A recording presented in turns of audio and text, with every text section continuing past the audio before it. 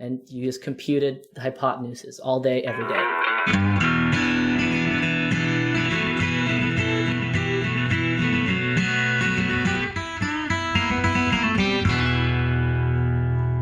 It's been a whirlwind of a week, man. You and I have both fallen into a deep, deep obsession with this one subject of long-termism. And I am so looking forward to talking about this because I've been pretty much thinking of nothing else but this subject for the last 5 or 6 days. And there's just so for the audience, there will be some writing coming out from both of us, I think, on this one. And we have a lot to say on it. So I don't know, man, what are your thoughts? Yeah, I've lost many work hours thinking about this over the past 72 hours. For me, it's been a fascinating space because I've considered myself a part of the EA community for a number of years, maybe. And even as, late as a few months ago, I would have said I'm somewhat sympathetic. I would have said, I guess, I'm sympathetic to long-termism as a moral philosophy. And I think that came out in our second or third conversation or something where we started butting heads even then a bit about it. Yeah. And then you turned me on to some other thinkers and just some other way of reasoning. And in that time, I've pivoted basically 180 degrees to thinking this is actually an incredibly dangerous idea that people are developing. And it's an idea that just inoculates itself for various reasons that we'll get into.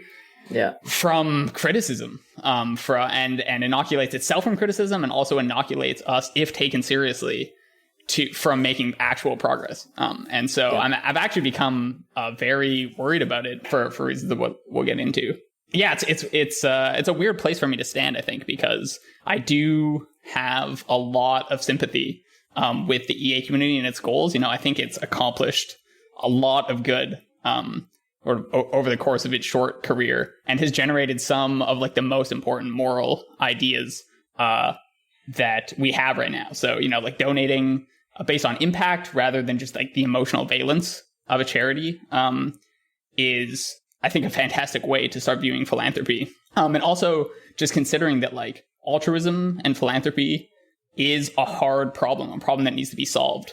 It's a resource allocation problem, right? We have finite resources and we have to dedicate them in a way that solves as many problems and alleviates as much suffering as possible. So I think taking a problem solving mentality to altruism is also just been a fantastic idea. And then just advocating ethics on an ethics that's grounded in impartiality is, I think, possibly one of the best ethical ideas that's come out of a society ever, and has allowed us to broaden the scope of our moral circle to people living in distant countries and to animals. And so looking back at all this, it's been a huge force for good in my life, and has changed many of my behaviors, has made my life more fulfilling and stuff. And so I'm coming at this conversation from a point of concern for a friend that's sort of fallen ill. So I view the community as having 90 to 95% excellent ideas. And it's full of a bunch of people who have very good motivations, I think. But then there's this one idea that's popped up that I think has the potential to do a massive amounts of harm, and also to eradicate a lot of the progress that's been made by the movement, and to just deviate them so fully from their original goal, which was to be objective and data driven in their approach. And so, yeah, I've become very, very concerned about what I see here. So I guess I'm cognizant of the fact that we have two distinct audiences. We have an audience of people who are in the community and will know what this long-termism thing is. And I think we'll have heard nothing but praise for the idea. That may be a bit strong because I would say I'm only really in the community through you. But so there's that group of people, and then there's another group of people who have no idea what the hell we're talking about. No idea what long-termism is, no idea why we both have been obsessing about it, no idea why we're both very worried about it. I think the last time I was as worried about an idea, it is with the historicism one, and that was studying an old idea. But this is, I think, as kind of dangerous. And so before we dive into the nitty gritty details, which will be coming in both audio and written and all sorts of different forms, we should address the people who aren't in the community and don't know what we're talking about, I think. Yeah, I think it's worth it to also probably just step back and like recall what the EA community is. I feel like we use the term EA a lot. So EA, the context, stands for Effective Altruism. And this is a movement that's been around, I don't know, since the mid 2000s or something. It's got sort of various different origins depending on who you talk to. But the general idea is to use evidence and careful reasoning to tackle the problem of altruism. And so like I was saying earlier, it's, this is a problem to be solved. And the truth of how to do the most good as possible is a difficult truth to ascertain. And so the community has just been built up of people who are sort of obsessed about this question, right? Like whether it's in the donation space to do with global poverty or the animal welfare space, the question is like, how do we allocate our time and resources to do as much good as possible? And so William MacAskill is he the founder, or is he just the maybe the most prominent spokesperson? He would at least be the co-founder, I would say. Okay, so I heard about him a while ago, and he was so impressive because he gave the play pump story, which I know will be familiar to half of the audience, but maybe not to the other half. And so I'll just recount it here, where I'll probably get some of the details wrong, but correct me. But there was this idea of putting a merry-go-round in impoverished villages in developing countries. I think it was Africa.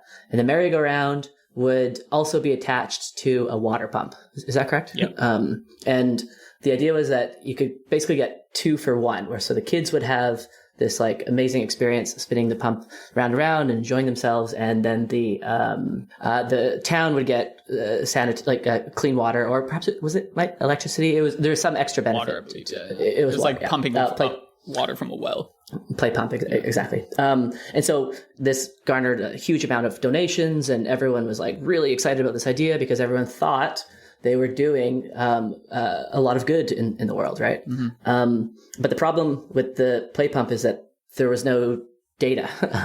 They had stopped basically looking at the data, and or they didn't even ask to look at the data. It was just this belief that what they were doing was good for the world. But it turns out that the play pump was absolutely terrible. It was terrible because the kids would get tired and wouldn't enjoy spinning it around. And so they'd have to get elderly women to move this stupid thing. And I guess it was just way less efficient than just bringing in actual sanitation, water treatment plants and stuff. And so the lesson was that we can't just assume that what we think we're doing that's making the world better is actually making the world better. We need to look at the data. We need to look at the science. We need to constantly be asking ourselves, can we be wrong? Might we be wrong? And is our altruism effective? And so William MacAskill kind of brought this to people's attention. And then I believe he also started this amazing Giving What You Can pledge. Is that correct? So that was started by him and Toby Ord, actually, who just thought that they could publicize the idea of giving 10% of your income to the most effective charities, and that most people could do this without sacrificing anything major in their life, and therefore this was worthy of doing. So they started this Giving What We Can organization.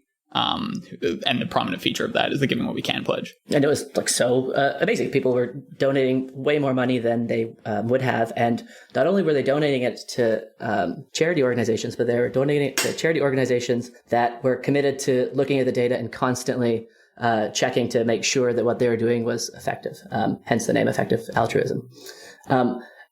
With this new idea of long-termism, the entire concept of looking at the data is gone. That is out the window. But they've kept the quantitative method. And so what the hell does that mean? That means they keep all the math, but they lose all of the parts that attach the math to reality. And what you and I are basically noticing is that it's essentially just mathematical. I'm going to say masturbation because it's euphonic. It's just mathematical masturbation. The primary thing that caused the effective altruism movement to be so effective is that they looked at the data. With this long-termist movement, They're no longer doing that. But how is that possible? It's possible because they are obsessing about this thing called Bayesian epistemology, which is a term that works in some circles and doesn't in other circles. But like even right now, what I'm saying and what we're about to say is not going to be received positively by people within the community. But they're just playing games with probability and have lost touch with the thing which was so attractive about them in the first place. And so we have to go into long-termism and how this actually manifests itself. But this is the thing that I think both you and I are noticing.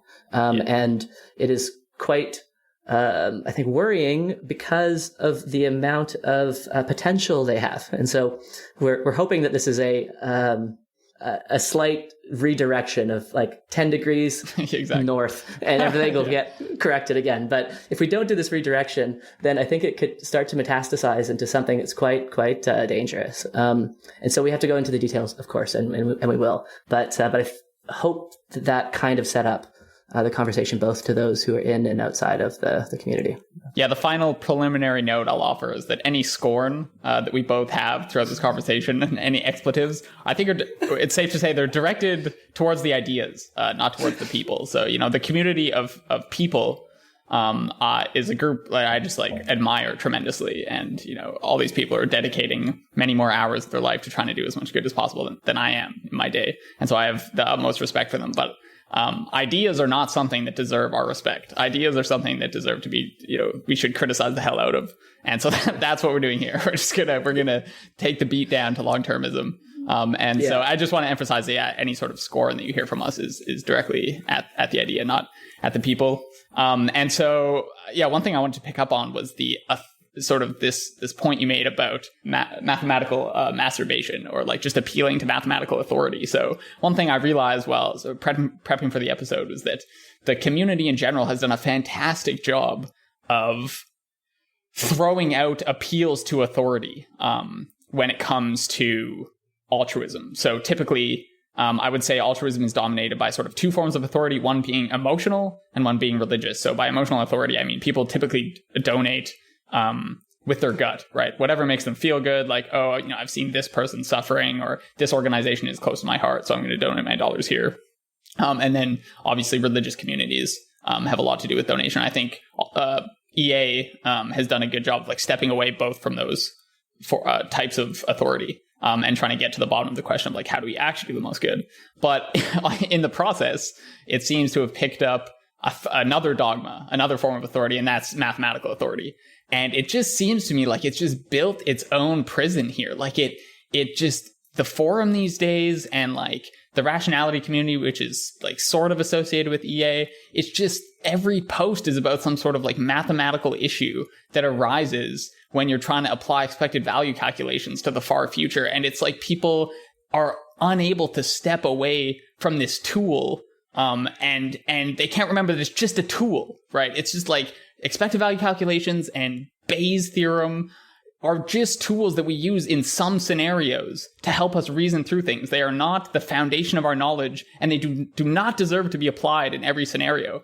But it's just people are so captivated by writing integrals and summations over possible future states that we've just confused ourselves into literally building our own prison brick by brick. And now we just can't get out of it. Now we're just we consider that there's a Graham's number of people that come in the future, and it paralyzes every form of argument. And it's just you can't get around it. So it's just I'm trying to argue against this mathematical puritanism that has just come to dominate the entire debate. It's just tremendously scary because I think the move being made in the paper is not we are an elite who understands math and you are not. They lay out the mathematical claims in the paper in a way that if you have a well-versed enough background, you can dive into. But the main type of authority I'm actually worried about here is the authority that these symbols on paper command. So if you have enough of a background to understand math, then they can point at an equation and say stop questioning the math itself. Look, the expected number of people in the future is a bajillion, quadrillion, bajillion. And how dare you question the probability calculus, right? So it's not just an appeal to people making arguments that they claim you can't understand. It's like this pernicious claim to just that symbols capture something about reality that we cannot capture with any other form of explanation. And so it's this claim that like mathematics is not simply just it's not a tool that's used to represent reality sometimes when it's useful. It's that it represents something truer than you can even understand, and you're not allowed to question it. So which paper are we talking about? And let's set it up. Let's dive into it. Yeah. So we're talking about the case for strong long-termism. This is on the Global Priorities Institute's website. It's by Hilary Greaves and Will MacAskill. And it's a working paper, but I think the first draft was published in 2019, September 2019 or so. And to just get into it, so I think the following quote gives people an idea of what's at stake here. So the fourth paragraph of the paper, the end of it reads as follows. The idea then is that for the purposes of evaluating actions, we can, in the first instance, often simply ignore all the effects contained in the first 100 or even 1,000 years, focusing primarily on the further future effects. Short-run effects act as little more than tiebreakers. So what they're saying here is, if their argument is correct, near-term effects, short-term effects do not matter. There's so much moral value captured by all the people in the future that suffering, and problems now are little more than rounding errors when it comes to the total amount of well-being in the universe. And so I say this. So one, that quote was read directly from the paper, and I don't want to try and score points by just reading things in derogatory tone. So I don't take that quote to be any sort of argument, but I do want people to understand that the stake of this argument is very high. So if this view was widely adopted by just the general public, we might just stop caring about, for example, helping people in poverty or abolishing factory farming or ending injustice that's rampant in the world, right? So those would just stop being our moral priorities. And so it would be viewed as a rounding error, negligible in the grand scheme of things, utterly to be discarded as a triviality. In the same way that you ignore the 6th decimal place of a calculation, you ignore the suffering and starvation of people in Africa. It doesn't matter. And so I'm writing a piece on this, and it's currently undergoing many revisions. And in the first draft, the tone was quite, let's euphemize it and say sharp.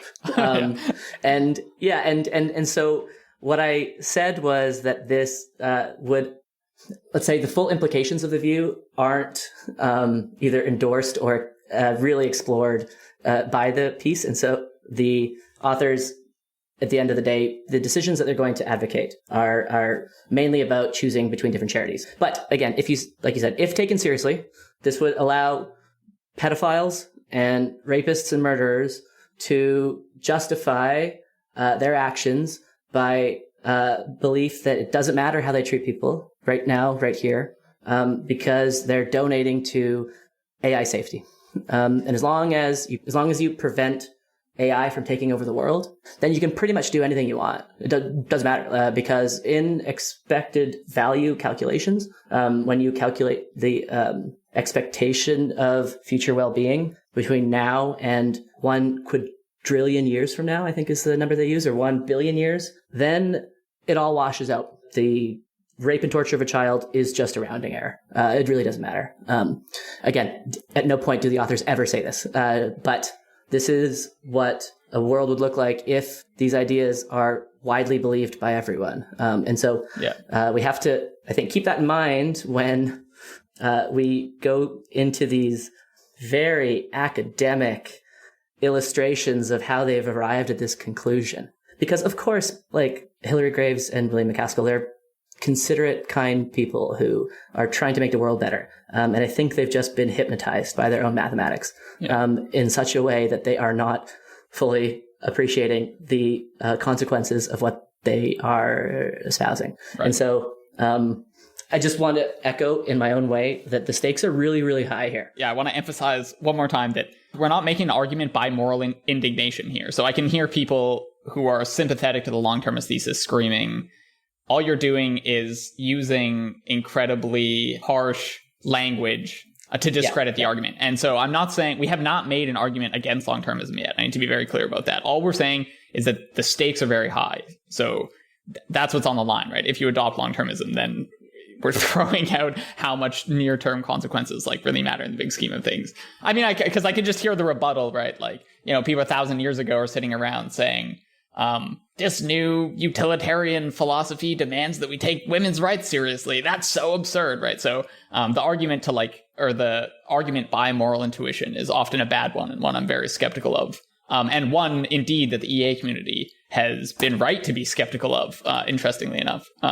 So you're right that we should be skeptical of moral intuitions, but I have now seen this counter argument that I'm calling that conflicts with moral intuitions rebuttal, because I hear this so many fucking times that you'll say something crazy, and then I'll say, that sounds a little crazy, and then you say, well, that just conflicts with your moral intuitions. Right. And really, don't you know that we used to think that violence was okay, and that was a moral intuition, and so the crazy thing that I just said, that conflicts with your moral intuition too. And so really, you should just take a step back and check your privilege, to use jargon from a different bubble. But all these bubbles have the same kind of tools. So the conflicts with moral intuition thing has a counter concern, which is that it can be used to squash legitimate feelings of unease that what you're being told makes absolutely no fucking sense whatsoever.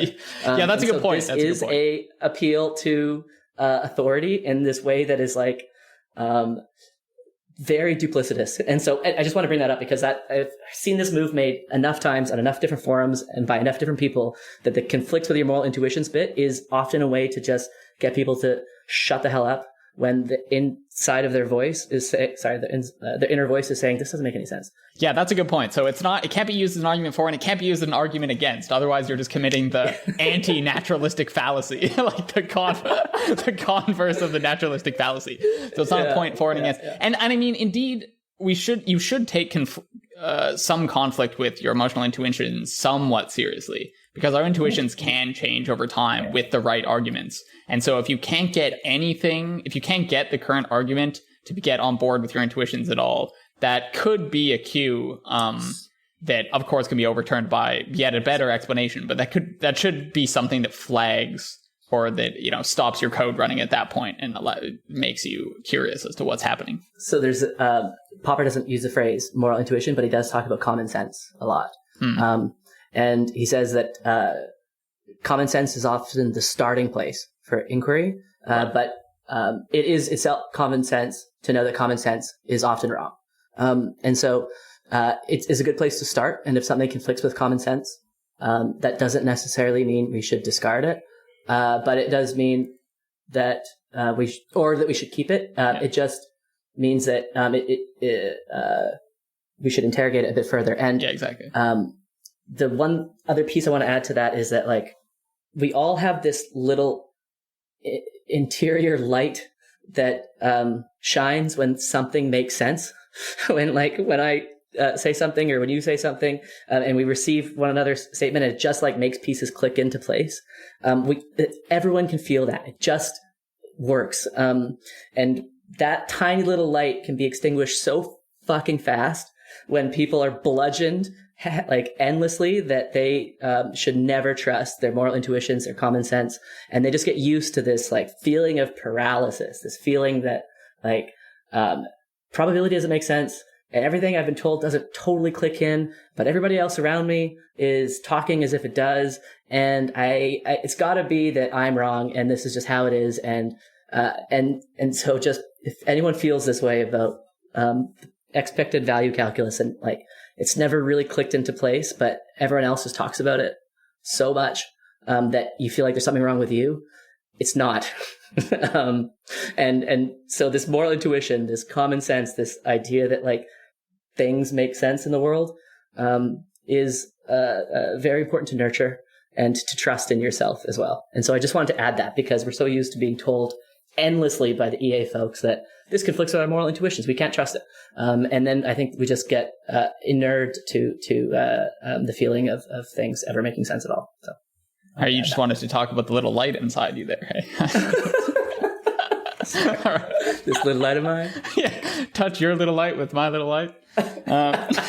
One thing I also want to say is like, this happens in academia a lot, is like someone kind of has an idea and doesn't formalize it, and then another person comes along and makes a little bit of a change and perhaps gives it a name and whatnot. So I'm not sure like who exactly came up with this idea, but we should credit at least Nick Bostrom, who had a thesis on this. And I think this is maybe the earliest formal work on long-termism. I do admire people dedicating a PhD to problems they think are important. And then I just think it's the role for the rest of us to, criticize the hell out of it. But people need to generate ideas, and that's good. So shout out to his thesis. But I realized we never said exactly what the main thesis of long-termism is. And so we should probably do that. So the general idea here is that humans have not been around very long. Like if you look at the typical length for a mammalian species, humans evolved relatively recently. And so we should expect that humans, our species continues long into the future, even if you just use the underlying base rates for like mammals. And then you take into account that humans have this unique creativity and are able to adapt and construct technology that allows them to thrive in environments and new environments. And so then maybe your expectation for how long humans will be around is, maybe 200,000 more years, 1 million more years, whatever, depending on how creative we are. And so therefore, because we're so infant in our lifespan as a species, most of the people who are yet to live actually come in the future. So I think it's written somewhere, I think Toby Ord uses this in his book, The Precipice, like if the human story were a book, we'd be on the very first page. And so there are so many millions and billions and trillions of people to come after us that if you value people equally, independent of the time in which they live, then most of our moral value actually just lies in the future as opposed with the present generation. And so if we are truly good, impartial, axiological utilitarians, then we should be mostly concerned with these people in the future, right? So if there is a choice between helping people now and helping the billions of people in the future, then we should help the people in the future. So that's why the consequences for helping people now wash out. And then when Vaden starts talking about the expected value calculus, how that gets imported into this discussion is via the number of people we expect to live in the future. So you start taking the probability of us colonizing the stars and being able to live until the heat death of the universe, or maybe there's the probability of us just lasting as long as the typical mammalian species. So for each of these possibilities, you generate some ad hoc number of humans. This is where my tone's going to get a little more skeptical for how many people will live in each of these scenarios. And you sort of take an average over this and you say, well, in some of these scenarios, there could be 10 to the 50 more humans that come about, or sentient beings, not necessarily just humans. And some of them only a couple trillion. And so, even on the most conservative of these estimates, our expected value calculus gives us that there will be so many people in the future that it's worth mostly paying attention to them as opposed to the people now. And it's the expected value calculus applied to different actions you can take, right? So the idea is that if I drink a glass of water, that is going to have like a ripple effect into the future and change the probabilities and the various alternatives. And if I instead of drinking a glass of water, I donate money to a charitable organization that'll have a different ripple effect into the future. And we can somehow foresee this ripple effect into infinity, well enough to summarize it with a single number.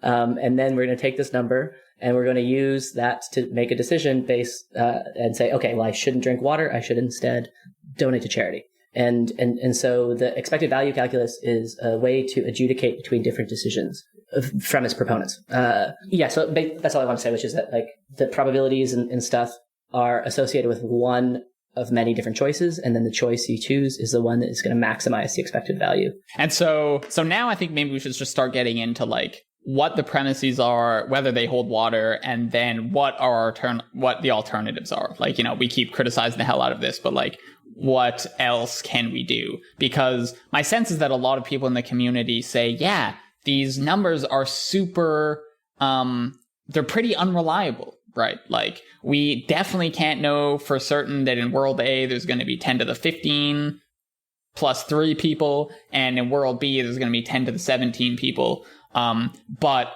we have to try to solve this problem because because there could be so many people in the future that even if we're wrong, the expected impact we'll have here. Notice that you can just keep recursively appealing to the expected value calculus. Expected impact of anything we can do on this front is so important. We can't ignore it, right? This is the problem we must solve. I know it's uncertain. I know it's hard, but by God, those 10 to the 17 people need us, you know, and so we got to focus on them. It's like Popper. Also, in one of our conversations, I kept using the phrase like it's impossible, but we have to do it anyways. It's so important, we have to do the impossible, and something's got to give. And what's not going to give is the impossible. Is that it's impossible? I promise you that. But Popper talked about this too, because he noticed that this was the same injunction that was used to recruit people into communism. So the revolution is coming. Listen, I know it's hard. I know your moral intuitions think it's not going to be coming, but it's coming, and I need you to join the revolution and come help to bring about the inevitable. You see a similar kind of paradox there, right? Which is, come help us do something which is going to be done whether or not you're helping. And so you basically have no choice. The choice is made for you. You're either joining the revolution, you're helping to bring it about, or you're getting in its way and making the world worse. The exact same logic is applied here with different words. So the consequence of not donating to AI safety, which is the continual, let's say, gravitational mass that all of these arguments keeps getting steered towards. Black hole of long-termism. Everything always steers towards AI safety. So just know that there's this like planetary system, and that all arguments kind of just get pulled over in that direction, always and forever in this space. But we'll ignore that temporarily. But the point is, either you sit at your desk and do nothing, and you're basically complicit with the death of an infinite number of people in expectation, obviously, because no one could know this there's so much uncertainty, but in expectation, you'd be complicit. Or if you make the right action, then you will no longer be complicit. You'll help to prevent the inevitable. And so it's the same move, different language, but it's this like, it's so important that you got to come help, and you can't think for yourself. Stop thinking for yourself. Here, let me give you the tool to think. I will give you the way that you should be thinking about this problem. Right, yeah, exactly. Either through the doctrine of Marxism or through this mathematical tool called expected value calculus. You can totally think for yourself using the tool that I give you. And that's how this thing works. And notice how easy this justification is to change on the fly, right? So if someone says, oh, I'm really unsure about like working on AI safety, I could either like go work at the AMF, or I could go do AI safety work. And, you know, I don't think maybe AI safety work has like a 0.00001 chance of influencing the far future. Well, then someone can say, well, let me tell you how many people will live in the future. It's going to be at least 100 quadrillion times that. So in expectation, you are in fact saving millions of lives. And then they say, no, but hold on. But Ben, that seems even less believable. My credence for that has now gone from 10 to the negative 10 to 10 to the negative 11. You're like, but it just so happens. I have good news. I have good news for you, sir. That doesn't matter. That doesn't matter because in expectation, you still have to come help. It's not funny, but it is funny. Sometimes I still can't help laughing at it. I don't know if it's because I'm laughing at the horror of it or if I just honestly find it funny. But so I think, people are probably, especially that are very sympathetic to this thesis, are like so close to being fed up with us right now because we're just making fun of cherished beliefs and we're not offering any alternatives. So let me offer some alternatives. So for the Pascal's mugging case, I'm going to write a separate piece about it. It deserves like a slightly longer treatment, but I don't want to hide the explanation of like why it's not a paradox. And the reason is this: it's because the mugger is giving you a bad explanation as to, so in the thought experiment, she either purports to have magical powers or be able to torture an absurd number of people simultaneously, depending on which version of the thought experiment you're engaging with. And this is just a bad explanation. And we throw out bad explanations for phenomenon all the time. That's how, and we don't assign tiny credences to them. We don't assign tiny credences to every plausible theory, every plausible world. We don't do this in science because it's not the way to get to the truth. Once if there's a better explanation for a theory, we abide by that explanation. And then we work with that until we falsify that one and we have a better explanation. But we don't just assign credences to every possible explanation. You don't average out relativity in string theory and quantum mechanics in order to get the new theory. No. Exactly. So, we had Newtonian mechanics and we have Einsteinian relativity, and both of these at some point are competing explanations. And so we run experiments and we decide, there's experimental evidence that Newtonian mechanics does not account for. And so we throw it out as the worst explanation. We don't still hold it with a credence of 0.25. It's just not the way to get to knowledge. And then when at some points there's two competing explanations, right? So right now for the theory of everything, quote unquote, we have quantum mechanics and we have general relativity, sort of the two pillars of modern physics. But it makes no sense to assign these both probabilities that assign sum to one. Right now, what you do is try and criticize the hell out of both of them until one of them falls short or until you come up with a better explanation that can account for everything seen. And so anyway, this deserves like some more treatment, but the mugger claiming that she can hurt billions of people at once or that she has access to magical dimensions is just a bad explanation. And so we don't abide by it and you don't give her your wallet. So that's the answer. We talk about Einstein and Darwin, but just it's important to remind people that this applies to everything you do in your life. If you have to go to the supermarket and someone gives you the address, but the directions they gave don't really make a lot of sense because you know that it's not where they say it is, then that's a bad explanation. And then you ask questions, and then you ask a question, and that is criticism. It's interrogating the idea. It is not an appeal to authority. It is a recognition that every human being is capable of understanding the world and making sense and producing ideas that can benefit it. And when something doesn't make sense to somebody, they receive and should ask for and should not settle for anything less than a good explanation. And the insistence that all explanations must come in one and only one form, and the form is expected value calculus, is so limited. Let me just say limited. Yeah. It should appear troubling to one if one can't let go of something, I think. And the expected value calculus, I'm surprised to find that this is that. It would be like someone not being able to let go of the Pythagorean theorem. Just like ask yourself how ridiculous it would be if you made moral decisions based on the Pythagorean theorem. If you just computed hypotenuses all day long and then used it to solve questions of like, should you go to university? Should you go traveling? And you just computed the hypotenuses all day, every day. This is lunacy. This is absolute lunacy. This is not helping you solve any questions of substance. And expected value calculus is the same fucking thing. You're just doing math, and that is great. And math is a tool, like you said, but it is not an oracle. And once you make the shift in perspective, and you realize that this whole ocean of paradoxes that they're just swimming in can all go away instantaneously. Like, you just have to laugh, except that you cry because except that there's millions of dollars being yeah. So excellent. And we should say, like, this is David Deutsch and Karl Popper and David Miller, and so there is a tradition of this. This is not as widely known, And that's part of the reason why we are doing this podcast, basically. Yeah. I mean, but one thing to emphasize is like, yes, like Deutsch and Popper, they put their finger on this. It's like, hey, this is how we proceed. But people, as you say, people do this in day-to-day life. This is how we know how to reliably generate knowledge, right? What we don't do is assign the credence that someone was lying about the supermarket address, and then also that the supermarket possibly changed addresses in the last day or the last year, or that it's been painted or something. Or that we're living in a simulation too. Or, yeah, exactly. Again, the simulation argument falls out immediately. It's just a bad explanation. It can explain everything. All of these paradoxes, which Bostrom and Yudkowsky just churn out like minute by minute, most of them just immediately fall by the wayside because they just make up fantasy worlds that don't explain anything. It explains everything, and that's why it's a bad explanation. And so, this is what I mean by being hoodwinked by the math, right? Like, if you only abide by math, yes, these actually become real problems that you have to sit down and scratch your head over and write papers about. But if you like step outside your mathematical toolkit and ask, like, wait, how do we generate knowledge normally? Like, what's our most reliable way to generate knowledge? It doesn't have to be in mathematical form, right? We just like seek better and better reasons for believing things.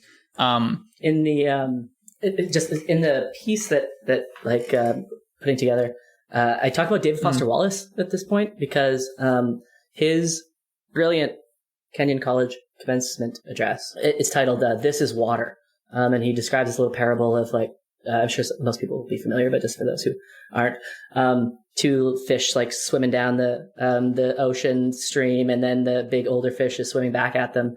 And the older fish says, "Morning, boys, how's the water?" The fish swim on a little longer. One turns to the other and says, "What the hell is water?" And the water here is the framework. It's the network of assumptions and beliefs that you hold that you're constantly swimming in that is really hard to notice when it's everywhere all around you at once.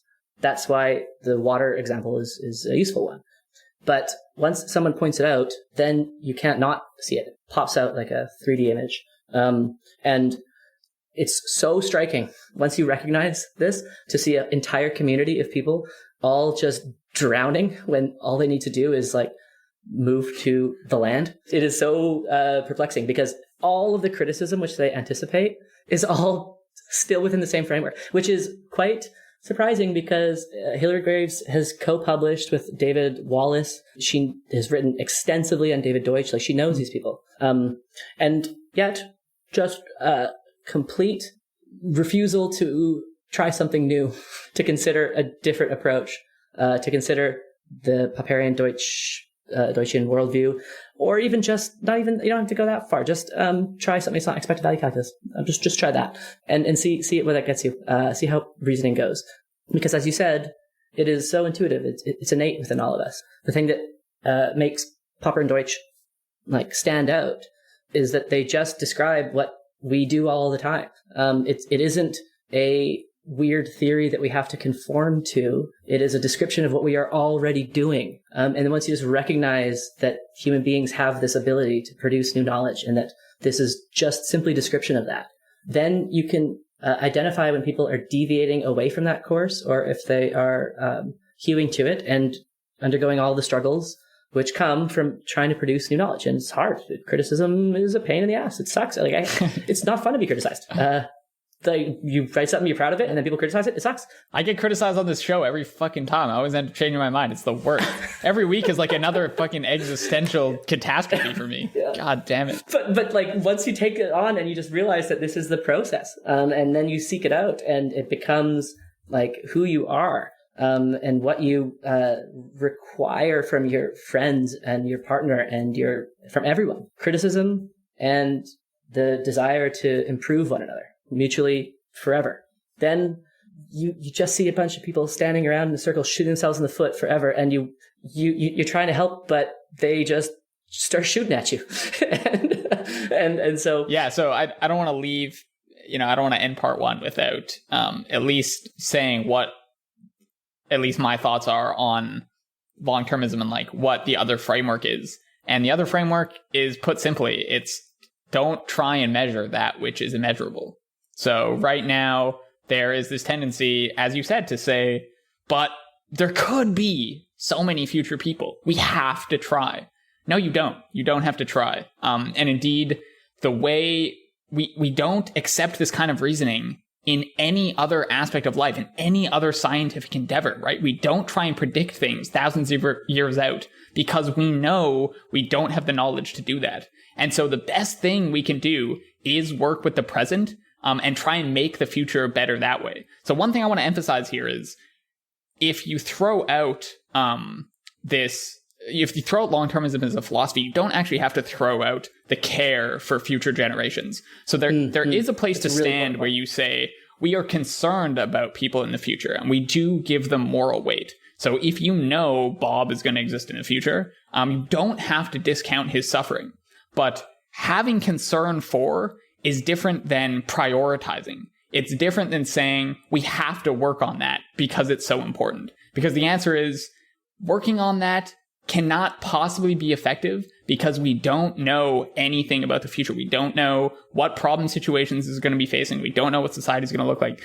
How we generate knowledge is to incrementally work with the problems we have now, solve those problems generate new problems, and we work to solve those. Trying to predict things out 1,000 years hence destroys this means of how we've actually gotten anywhere. So, how we've gotten. And so what's so bizarre is they recognize this in the piece, right? So section 3.1 points out life has gotten so much better. And I think they even use the word incrementalism. I think they even, they say every generation we've improved a little bit.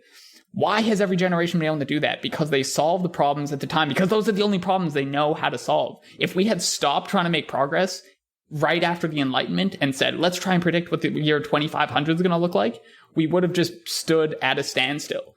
And then to say, so one move that I see made a lot is, here's how we improve the long-term future. We should improve things like the scientific process or political institutions or not try and create war with great powers. This is a non-answer. You don't have to adopt long-termism to think these are important problems. This is what we're trying to do all the time. Collectively, we're always trying to improve political institutions. We're always trying to improve the scientific process. We're trying to speed up the rate at which we solve problems. This doesn't require adopting long-termism as a framework. Can I pause you? I missed what the move was. Can you say that again? Can you set up the situation and then what the move is? I know you said it. I just missed it. And so... Yeah, so I see... Yeah. So there's this... So in general, right, there's the philosophical claim that what matters most is future generations. But then you can start drilling people on okay, what does it mean to care about that, right? So what sort of action should we take? And this is where the paper spends 5 or 6 pages sort of cataloging this. The most prominent reason is we should work to reduce the threat of advanced artificial intelligence because this could plausibly take over the world. We've spent an episode or two talking about that, so I don't want to dive into that. But a lot of the other suggestions are sort of improve political institutions, improve our ability to make better decisions, try and speed up progress so that any of the benefits we would have accrued, for example, in 2030 actually happen in 2029, so that we can improve cumulative growth like that. And to adopt those sort of solutions or to think those sorts of problems are worth solving doesn't require adopting long-termism as a framework. Exactly. So, the thing I want to emphasize is you actually, by right now, as EA currently stands and the problems it prioritizes, they don't actually require long-termism as a framework. It's we're in this weird uncanny valley with this problem where the actual things that people are proposing to work on mostly don't require long-termism, except possibly AI safety. But again, we should borrow that for another time. But the rest of it are actually very real concerns. You don't have to buy that we should only care about people a million years in the future to worry about nuclear threat. To worry about climate change. You don't have to buy these. And so what I'm really criticizing here is the possibility of people developing new ideas based on this philosophy that throw out any of these future current concerns in lieu of stuff farther down the road. So we're at this bizarre place where this philosophy is really weird, but the actual practical implications of it so far aren't insanely out to lunch. So that is exactly, okay, so that is a really important point to, I think, triple emphasize. So the, right now, the philosophy is making all these arguments that what we should care about are people in literally a billion years from now. That's not a straw man. A billion years from now. And then from this, they come up with the number 10 to the 15, which again, they just came up with big numbers. But the conclusions that they draw from this is, you may want to, reallocate some of your charitable givings portfolio to some causes which are slightly more long-term focused. I can get there without doing any of that Bayesian expected value calculus just by saying it makes sense to distribute your portfolio slightly so that you care about the future as well. Like the future, you're going to be there. And so you want to have a wide portfolio. You don't need to do all this nonsense. But what you do need to do this nonsense for is these apocalyptic AI doomsday scenarios. And so I don't think we can actually divorce this subject as much, because the only causes which actually require this nonsense are those which don't have good explanations that could be used instead. So I want to emphasize 2 points. One is that the explanation is primary perspective, is a unifier of morality and science and progress in general, because explanations apply just as much to morality and moral claims as they do to scientific claims. So it is a unified view. And the second point is that when good explanations aren't available, you basically have two options. You can pivot your focus because something's wrong, or you can start generating terrible explanations because your focus, you're not going to pivot that at all. And what this produces are arguments like longtermism, which aren't needed in, say, defending climate change research, defending anti-nuclear terrorism, defending all sorts of these ideas, which we can come up with good explanations for that instantaneously. We don't need any of this nonsense. But we do need it for these scenarios which they draw out in the piece. And so that should put people on high alert, I think, that when people have to default to the long-termism claim, it's because they don't have a better one that they could use. They shouldn't need this for issues which are pressing and immediate or within a generation or two. So it should put people on guard because it is the default move. It's the one that you can always turn to when all other explanations fail. It's you can pull this out of your pocket and talk about expected values till the fucking cows come home, because you can always do this. It doesn't have any requirements to be constrained by what we know about global poverty, what we know about geopolitics, and the likelihood of governments forming a world tyrannical world government. Yeah, so where we have real knowledge, where we have actual information, you tend to get much better arguments coming out. And so I just want to caution people who are hearing all this stuff for the first time that it should be seen as a signal that there's not something better underneath. Yeah, that's a really good point, I think, is the explanation is the unifier of all this stuff, right? Like, it doesn't just apply in science, it applies in morality as well. Why we should care impartially about people in different countries is a good moral explanation, and that's why we take it seriously. It's not because we have some credence in it. It's not because we justify it with numbers. It's because we have a good explanation as to why that's the case. Exactly, and we seek good explanations too, and we should continuously seek them from other people. But yeah, so where are we? We introduced the main thesis. We haven't really explained how they argue for it, and the paper kind of introduces the claim, then it talks about what would change if people endorse the claim, focusing mainly on charitable giving. But then they do say that they expect it to influence all sorts of decision making, not just charitable giving, which is where, again, it gets quite frightening. Yeah, they say, quote, "We believe that axiological and deontic strong long-termism, which I don't think we're going to differentiate between those. I don't think it's worth it, are of the utmost importance. If society came to adopt these views, much of what we would prioritize in the world today would change." And so any idea that purports to change our value system quite radically, deserves to just like be scrutinized. So, and I feel like in the EA community right now, there's just not enough criticism being generated of the idea, or at least the criticism is only of a particular sort, where people argue about the precise probabilities you can place on certain estimates or something. I don't think there's much coming externally to that framework. Yeah. So like, I think you have a much better sense of the kinds of conversations that are happening within the community.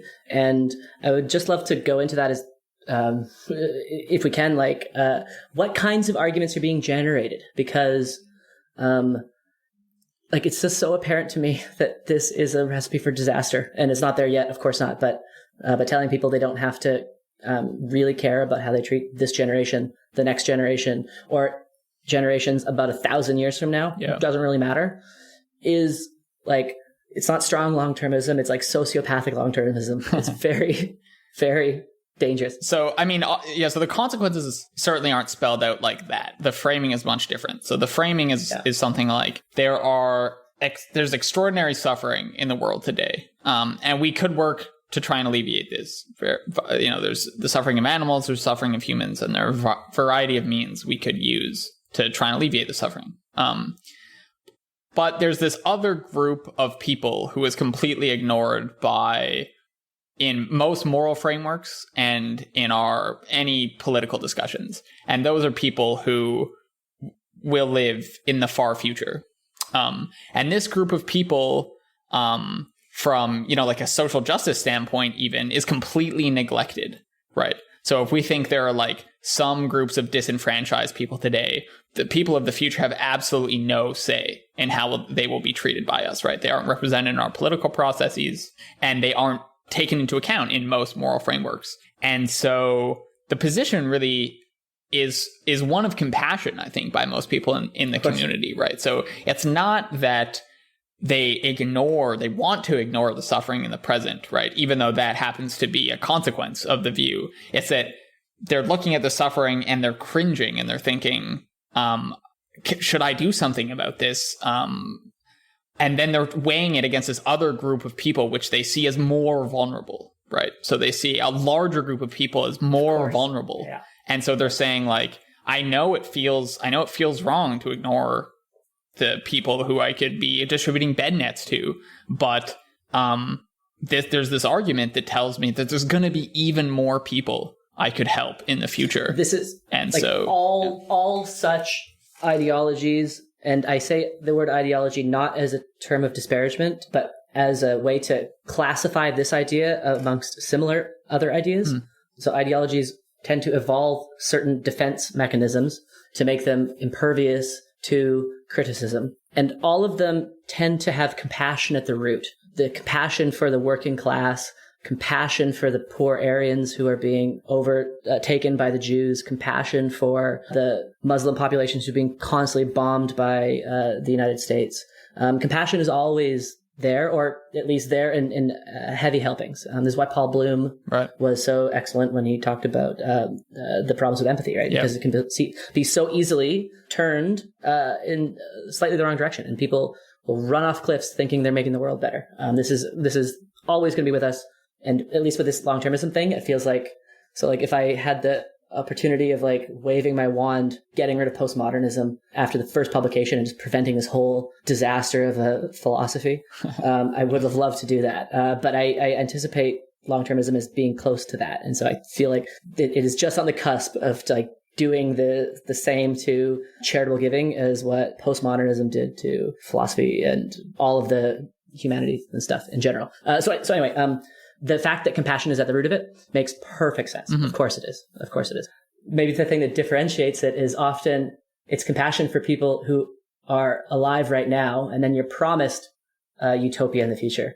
But in this one, it's compassion for people who don't exist, and it's compassion for people who are 5 billion years ahead of us. And so it's still channeling the compassion sensors in our brain. It's just a different flavor of it. Yeah, exactly. And some pieces try and make it more real. They try and hijack this empathy module that we have. So Nick Bostrom wrote this essay called Letters from Utopia, where we're being written to from people in the future who write like, please don't mess things up, because we have reached a state of utopia in the future and things are perfect and we experience constant bliss all the time. But for us to actually reach this state, you are required to make the right choices in the present today. And so it's this heavy moral weight, I think, that people feel in the community, where it is hard, of course, not to help those of today, but they do feel like you're by lowering extinction risk by 0.0001%, wherever that number comes from, you are helping many more people than you would if you were to donate to the Against Malaria Foundation or something. So yeah, definitely coming from a good place, which makes the idea even harder to criticize, I think, right? Because there's no evil scapegoat that you can point to that's like obviously steering people wrong. There's just bad ideas that very good people have started to adopt that can steer them in wrong directions. And I guess, yeah, this is most ideologies. No one it's the myth of pure evil to think that there's just some person at the top who's like controlling everything just in order to laugh at everyone. Everyone always thinks they're in the right when they adopt extreme positions. Okay, so there's two premises that I think that get the thesis off the ground. I think what they would claim would be like necessary and sufficient conditions. The first one is that, quote, in expectation, the future is vast in size. Vast meaning the number of humans or sentient beings to come after it. The second being that all consequences matter equally, and with equality here referring to over time. So temporally, all consequences matter equally. So if Alice suffers by 0.5 amounts in right now, and Bob is suffering 0.5 amounts in 150 years, those are indistinguishable from an ethical standpoint. And we should be equally concerned with both of them. So I think you have done the most thinking about the actual mathematical aspects of the claim in expectation the future is vast in size. Do you want to? So what I should say is this is what the majority of the little forthcoming piece is going to be on. And so anything that I say here should basically be heard after you read that piece, because it's going to be hard to keep in mind without having some visual aids. So I think that in expectation, the future is undefined. And so that's basically the main thrust of my argument for that part. For the second claim, which says that we shouldn't prefer things to happen sooner, I think that's also totally wrong. So I'll deal with that one in a second. But in expectation, the future is undefined. What do I mean by that? So what I mean is when you go to do an expected value calculation, what you're doing is you're multiplying a probability by a utility. And then the utility is conditioned on the action. And the probability is conditioned on the action as well. The thing, though, is that in this paper and in, I think, all of the works, they don't just actually write out all the symbols so you can see all of the various interlocking pieces.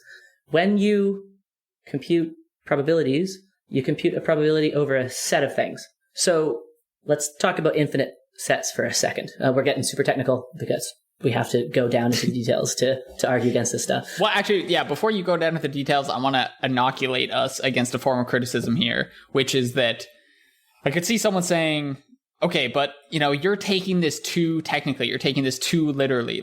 We're just talking about what will probably happen. No, you are not allowed to make that move. So you cannot start talking about expectations and expected futures and expected futures number of people if you're not ready to rigorously define it.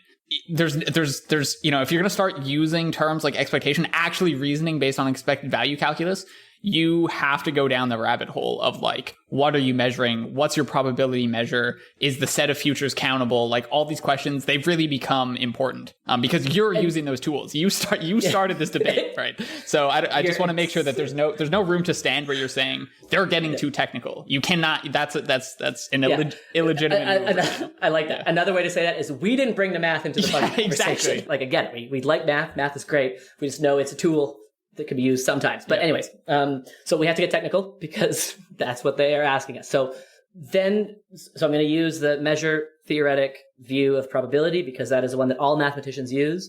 And let me just say for a second that, what do you think mathematicians are doing all day? They're figuring out when you can and cannot apply probabilities. It is not just this arbitrary thing you can fucking throw everywhere you like. There is very careful conditions for when you can apply probability and when you can't. And the whole reason we have measure theory, the reason we talk about sigma algebras and stuff is because you can't just apply probability all willy-nilly to infinite sets. If you try to do that, everything will break. And that's why we have sigma algebras, and that's why we have all of this stuff. That's why math is fucking hard. That's why math is hard. Yeah. And if you don't know what I'm talking about when I say the word sigma algebra, then you should be talking about expected values. Yeah, exactly. Okay. So let's just consider an infinite set for a second. We're going to have to put a fucking chapter marker in here so that people who don't want to deal with this can skip ahead.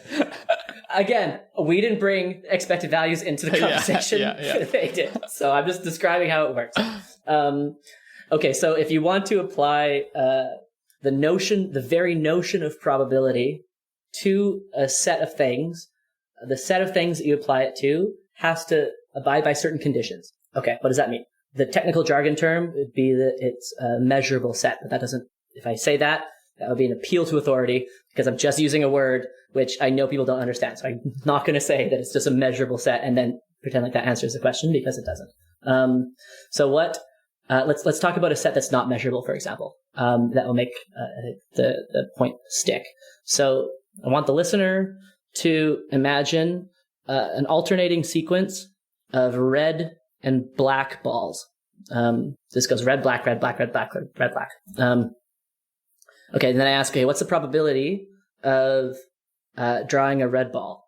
I think the obvious thing that you would say is it's 50% because they're alternating. Like red, black, red, black. Turns out that's not true. That's wrong. And it's wrong because it's an infinite sequence. So what you can do is you can take all of the black balls, like let's say take 5 black balls from the future. Notice I'm using the word future because you can draw from it an infinite amount. Take the 5 red balls, put them next to a black ball. Take another 5 red balls, put them next to a black ball. 5 more, put them next to a black ball. And now what originally looked like an alternating sequence of red, black, is red, black, black, black, black, black, red, black, black, black, black, black. Or I might have got the colors backwards, but whatever. So now what originally looked like a 50% probability is a 1 in 6 if it's little chunks of 6 sequences. So the point of this, though, is that if a set isn't measurable, what that means is you can pretty much define probability however the fuck you want by rearranging stuff inside the set arbitrarily. Okay, so I know we're getting technical, but I'm just going to stay right here and keep it technical. So the main point, though, is if you have an infinite set of stuff, let's just say 2 kinds of stuff, it doesn't make sense at all to talk about relative frequencies because you can make the relative frequency anything you like. You can just move a bunch of white balls next to a black ball, etc. This is why you can't, for example, talk about what the probability of an even number is in the natural numbers. That doesn't make any sense because you can rearrange the natural numbers however you like. And so arbitrariness is the thing which mathematicians are very scrupulous to avoid. The whole point of math is to say that when you can just make arbitrary changes, then this is no longer a mathematical concept. We have to pin it down more precisely. And this is like why measure theory and sigma algebras were invented in the first place. They're invented because there's something called the Banach-Tarski paradox. I've never actually said that out loud. Yeah. Which basically says that you can take a set. I think it's a Euclidean set of like 4, 3 and greater dimensions. I might be wrong about that. And if you have a sphere in that set, you can rearrange the pieces to get 2 spheres. And so if you just allow arbitrariness into your system, then you can produce absurdities. And I think this is called the law of contradiction, or there's a word for this, that as soon as you allow one contradiction or one absurdity into your framework, then you can derive any absurdity you like whatsoever. Yeah. Okay. So what have we learned? We've learned that we can't be all willy-nilly when we apply probability to sets. That's the main thing. There's rules here. We have to be careful. Okay, let's consider now the set of all possible futures, which is what these expectations are over. And if they're not over that, then I don't know what people mean when they say expectation. I've actually asked, I confirmed this with you. You're like, yeah, I think that's right. But even if you're not sure, then that is itself indication that people aren't talking seriously when they use this word. They just are using it. Yeah. I mean, they say in expectation, the future is vast in size. If your expectation is not referring to the future, then I don't know. So presumably you're averaging over a bunch of different future possibilities. There may be a move of going to the multiverse here. I know that Hilary Greaves, for example, has done a lot of work on multiverse interpretations of probability. That's fine. It doesn't apply to the future because of the argument from epistemology that you can't predict the future when the future depends on the contents of future knowledge, which we don't have by definition. So the term there is reach. The word is reach if you want to go into David Deutsch's book. But even in the multiverse interpretation of quantum mechanics, there are limitations on what you can predict. That's my main point. And so the recourse to, well, the multiverse will get us out of this problem is a non-starter. So don't try it. But anyway, so now let's consider the set of all futures. Is this measurable? Obviously fucking not. We don't even know what is in it. We don't know what it looks like. We don't know what imagine considering the set of all futures in the 1900s. What would you put in there? Would you put the internet in there? Would you put birth control in there? Genetically modified? Yeah, QAnon. Of course, it's impossible. You don't know it. You cannot put the future in there. Just stand, not like, you don't even go like 1 billion quadrillion years into the future. Just go like 10 years back in the past and see if you could predict the stuff that's in the right now. Of course not. We don't know. We can't know. It's impossible. It's an impermeable wall of mystery. So the bottom line is that people are being so sloppy with their definitions here. And if you're going to use math, that's great. Like in the little piece, I made a figure, and it's obviously sarcastic, but it, I think, actually represents the arguments of long-termism. And like the listener should imagine a scatter plot, and you draw a trend line, and on the x-axis, it's time between 0 and 1 billion. And on the y-axis, it is cumulative expected value. And then you just draw a trend line, and then you can just arbitrarily say the cumulative expected value of action A is taller, larger, the arrow's higher than action B. Except this scatter plot doesn't have any data on it. It's just lines. You've just drawn lines on a fucking wall. And you don't realize that when people actually use them to really solve problems, they are so scrupulous. They never just throw the word expectation in front of stuff and call it a day. They are very careful to be sure that it applies in this circumstance. This is as ridiculous as talking about the set of all dreams, or the set of all ghosts, or the set of all sneezes, the set of, like, you can just say this. You can say this word. I'm going to talk about the set of all dreams, and then I can talk about the expected dream that we have, where I'm going to take the probability of each possible dream that Ben has and I have, and I'm going to multiply that probability of that dream with the amount of, I don't know, sex that I have in that dream. And the expected amount of sex that I have is infinite. high. Like, this is infinite. Yeah. Like, this is just playing word games. Like, we're not being at all careful with how these concepts are used. And so the only sensible thing that somebody can say about the expected value of the future is that it's undefined. It doesn't make any sense. It is a poorly defined concept, and therefore it shouldn't be used to make serious moral decisions at all. And we should just laugh at it because it is ridiculous, and it deserves to just be seen as a good attempt and a mistake, and we need to try something else. And that's all. Oh God, that was good, man. That was really good. That was an epic monologue.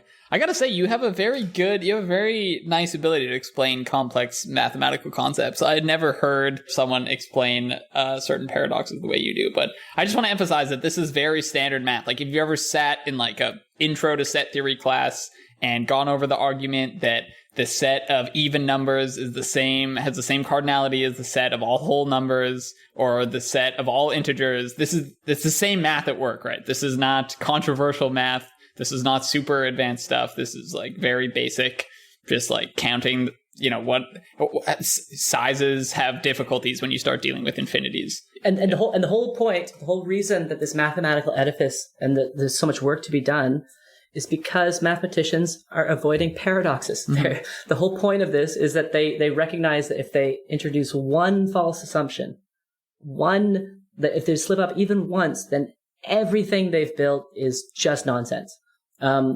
If you introduce a paradox, you can just produce nonsense all day long, every day. And that's why there is a discipline of mathematics. It's very careful. It's very scrupulous.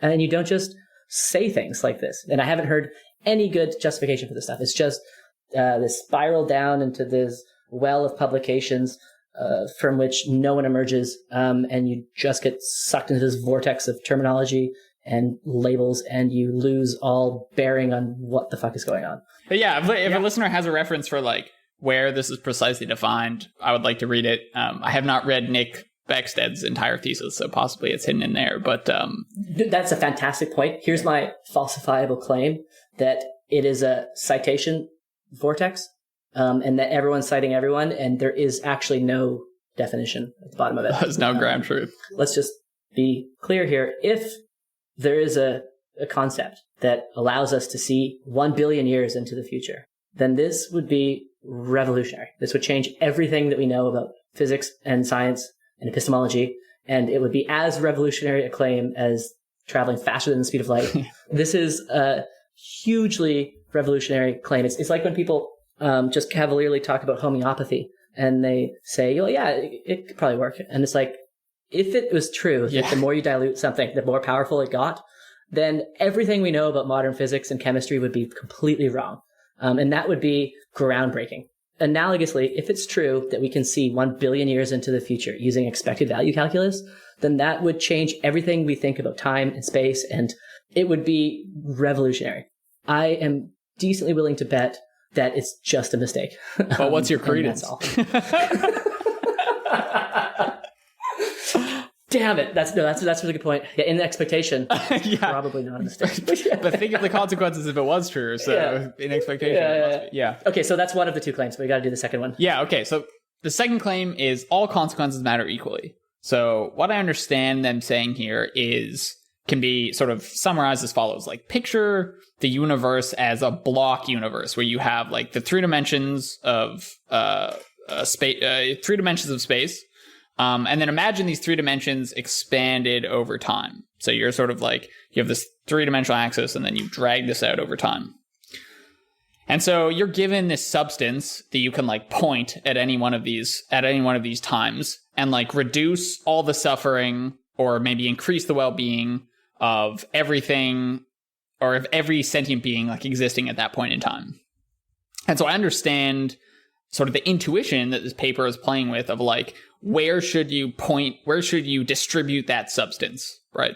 And so in the future, by this sort of expected value calculus, there's going to be way more people. And so you should hold on to this substance. You shouldn't distribute it now, even though you could cure ills now, you can increase well-being now, but you're going to help more people if you do it in the future.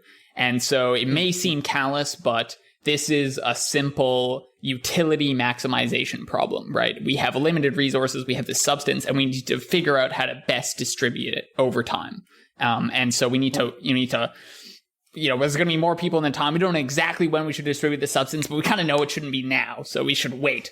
And then we'll leave the vagueness of when we should distribute it later. Or maybe in the meantime, we try and figure out how to create more of the substance or something like that.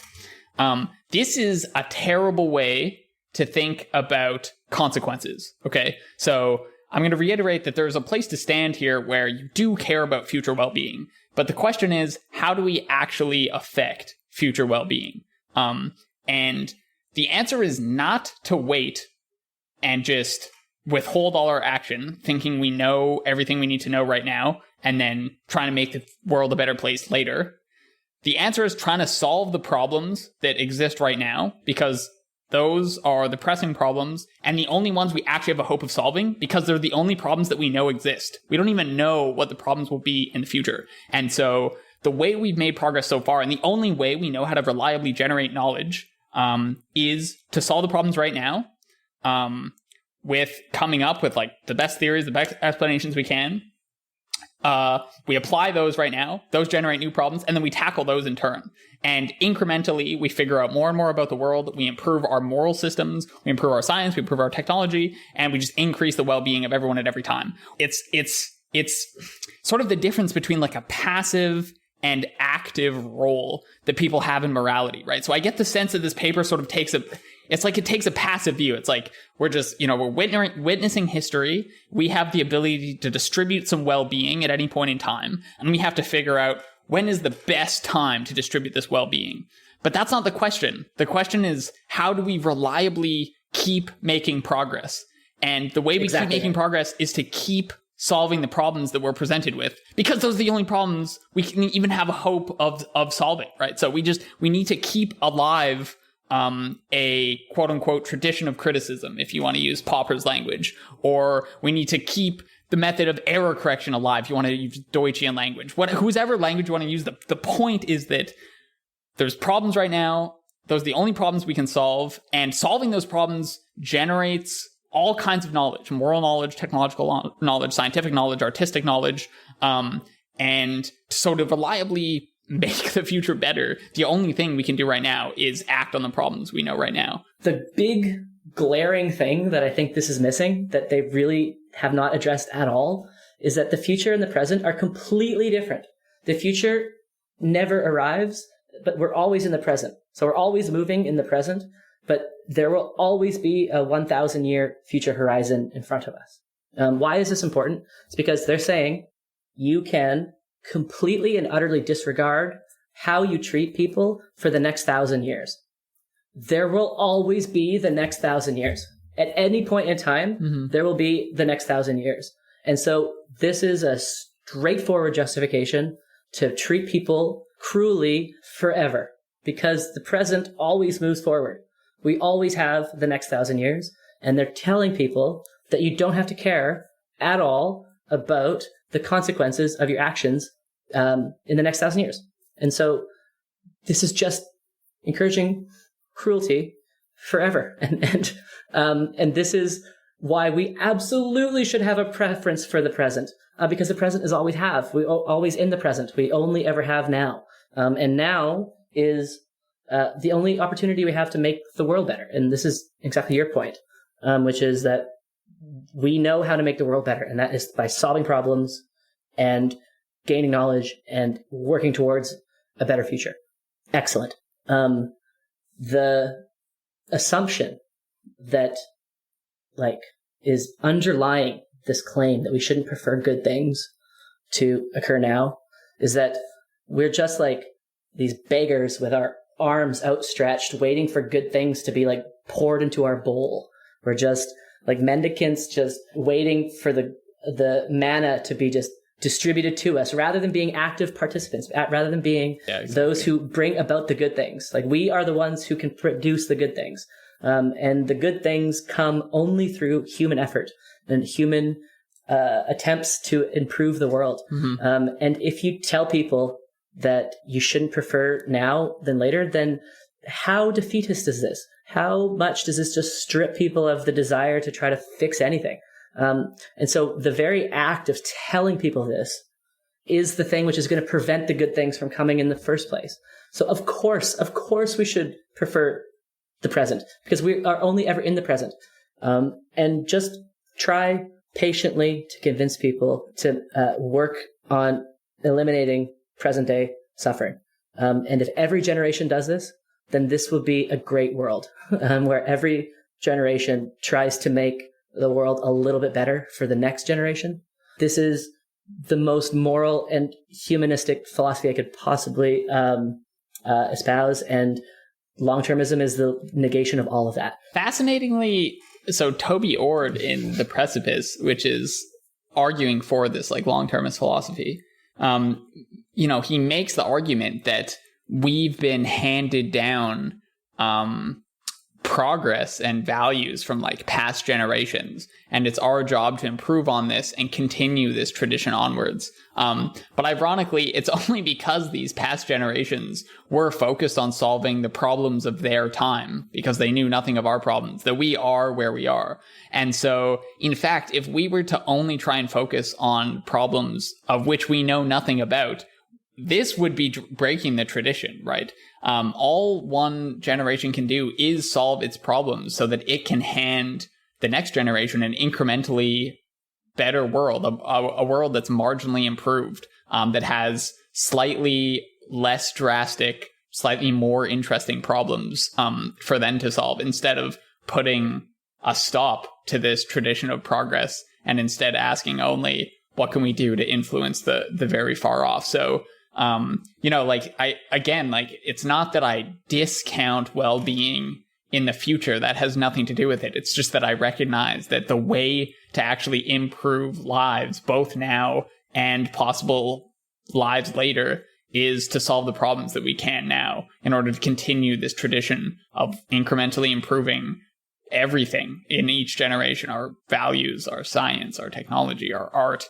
And so it's just a plea for like how to actually make progress. It has nothing to do with saying fuck you to the next generations. In fact, it's quite the opposite. I think only focusing on future generation problems would be more of a fuck you to them, because it's saying we did not solve any problems on our own. We were just guessing at what your problems were and trying to solve them as if we knew what they were going to be better than you did. It is such an important point. Yeah. Like there is absolutely no way that someone in Jesus Christ's time would have the ability to solve problems in nuclear physics. And yet we are being told that there is the ability to solve problems a billion years from now. And then, so just 2 points worth reiterating, I think. One is that you don't have to throw out the worry about like existential risks from threats that we're actually well informed about. Yeah. That it continues to be a problem, of course. And it continues to be a problem because it is a problem right now. Yes, exactly. It's not more complicated than that. It's a problem right now. And of course, we need to work to solve that problem. So we need to continue nuclear disarmament, for example. And we need to work on containing viruses better in laboratories. Of course, we don't want those spilling out. Like, those are real problems to solve right now. You don't need to adopt long-termism for this. And the second point I wanted to make is just, if your answer to, if you're in 200 AD, of course, predicting what kind of problems you'd have in the year 2020 is impossible. You can't predict specific problems, but you could work on general things like trying to promote science or reduce religious dogmatism or promote human rights. Those are incrementalist responses. So again, you don't need to adopt long-termism to think those are good things to push for. Those are still the problems we're trying to solve, right? Again, we're trying to promote human values. We're trying to increase the reach of science. We're trying to improve our moral theories. Like, those again do not need this belief that the most of our moral weight lies in 2 billion years hence. Like, you only have to throw, like, as this philosophy is operationalized right now, you don't need to throw out that much unless it has a really bad explanation, like you were saying, unless it's just the doomsday scenario of AI takeover. That's like the only thing you have to get rid of right now. And so it shouldn't actually contradict most of your cherished beliefs, but I'm worried about, where this can go in the future if this advice is like truly taken on board. It's like how like Unreal Tournament will sometimes replace its like engine, and so the game kind of stays the same, but the whole core underneath it gets upgraded. If you get rid of Bayesian epistemology and you put in Popperian epistemology, you get to keep all of the things you care about. Exactly. It's just way more powerful because the underlying philosophical core is much more robust. It explains much more, and it preserves everything you care about. Everything that you you want to make the world better. You want to donate your time and money into improving the world. It's all there. It's all there. You just swap out this outdated philosophy and you put in a more robust one. It is such a refreshing perspective, because all this confusion that used to be like associated with thinking about morality and thinking about science and thinking about all sorts of subjects just falls away.